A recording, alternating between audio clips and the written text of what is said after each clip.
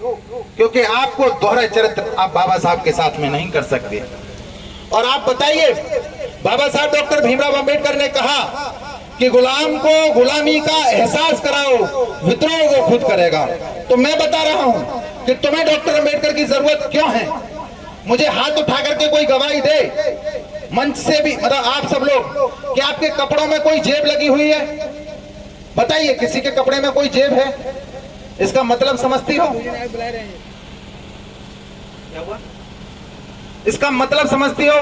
आजादी के 70-75 साल हो गए हैं, लेकिन आज भी आपको पैसे रखने का अधिकार नहीं है।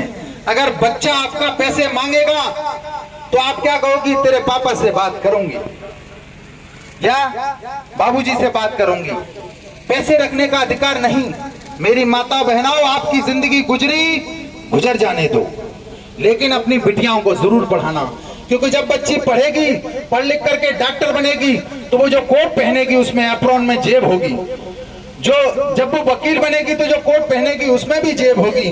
पुलिस वाली बनी तो जो ड्रेस पहनेगी उसमें भी जेब होगी। और जेब वाले कपड़े पहनेगी, महीने के महीने तनख्वाह आएगी, मान सम्मान स्वाभिमान बना पाएगी।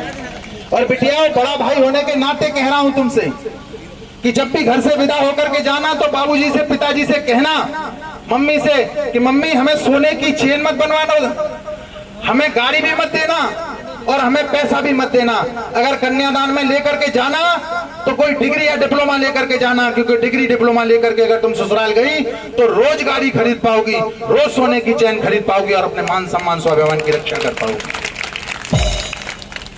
बाबा साहब डॉक्टर भीमराव अंबेडकर ने आपको पढ़ने का अधिकार दिया, इसका सही से इस्तेमाल करना।